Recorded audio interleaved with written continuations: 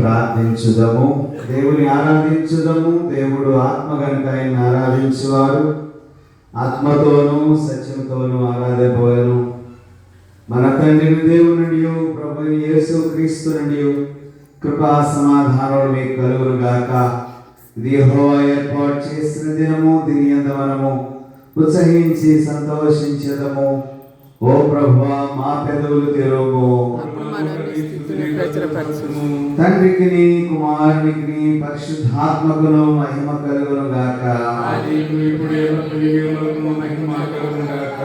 ప్రియేక దేవుని స్తుతి.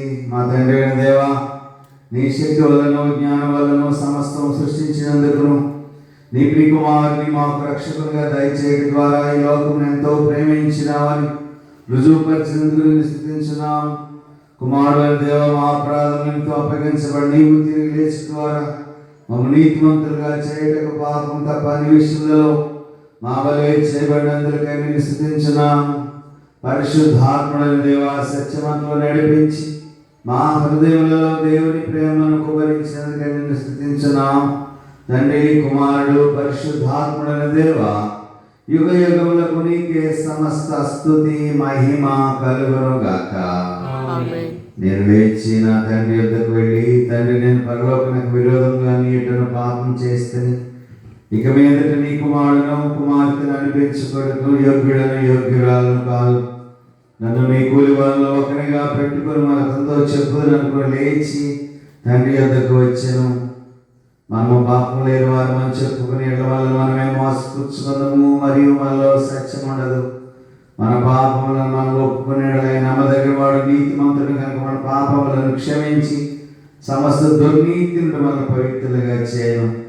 మనం మోకరించి మౌనంగా నుండి మనలను మనము హృదయపూర్వకంగా పరీక్షించుకుందాము. సర్వశక్తిగా దేవుని యొక్క మన పాపములను అందరం కలిసి వినయముతో దేవుని సన్నిధానంలో ఒప్పుకుందాము. సర్వశక్తి మిక్కిలి కనికరముగా తండ్రి, తప్పిపోయిన ఈ మార్గములు తప్పితిరిగితిమి, మా హృదయముల ఆలోచన ఆశలకి అనుసరించితిమి, ఈ పరిశుద్ధమైన ఆజ్ఞలు మీరితిమి. మేము చేయవలసిన చేయడాన్ని చేస్తుంది, మాలో క్షేమమేమీ లేదు.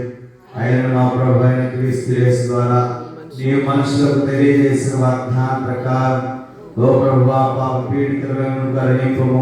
ఓ దేవా, తమ తప్పిదములను ఒప్పుకొని వారిని కాయము, పశ్చాత్తాపడి వారిని తిరిగి చేర్చుకొనుము. మరియు మీకు కనికరముగా తండ్రి, నీ పరిశుద్ధ నామమునకు మహిమ కలుగులాగున మేమిగా భక్తి నీతి సుబుద్ధులతో జీవించలాగున ఆయన నిమిత్తము దయచేయము.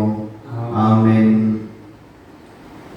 సర్వశక్తియు కనికరముల దేవుడు మన సమస్త పాపములను క్షమించి వాని నుండి మనం విడుదల దయచేసి మన నడత దిద్దుకొనడానికి తగిన సమయం దయచేసి పరిశుద్ధాత్మ యొక్క కృపయు ఆదరణయు మనకు అనుగ్రహించును గాక. ప్రభువును స్తుతించుడి.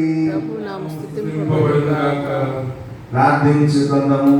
పెంతెకోస్తు తర్వాత 18వ ఆదివారపు సంగ్రహ ప్రార్థన అంశము మానసిక శారీరక సమస్యలు కలిగిన వారి సంరక్షణ. ఆదివారము వైకల్యము, సంరక్షణ మరియు గౌరవనీయత.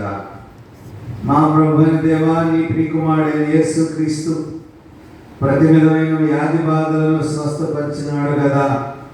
మానసిక సంఘర్షణలచే నలిగిన వారికి సమాధానమును మరియు శారీరకంగా బలహీనమైన వారికి బలం అనుగ్రహించి వారిని ఆత్మశక్తిచే ఆదరించము. వారి పట్ల నీ ప్రేమ మరియు సంరక్షణ సంఘము సాగకపోయినట్లుగా తన ఈ లోక జీవితంలో మానసిక మరియు శారీరక సవాళ్ళను ఎదుర్కొనే వారి గౌరవనీయతకు అంగీకరించిన నీతోనూ పరిశుద్ధాత్మతోనూ ఇప్పుడు ఎల్లప్పుడూ ఏకదేవుడుగా సదాకాలం జీవించి ఏర్చుండెడి మా ప్రభు అయిన యేసు క్రీస్తు ద్వారా నేను ప్రార్థించి వేడుకొనుచున్నాము తండ్రి. మనమందరము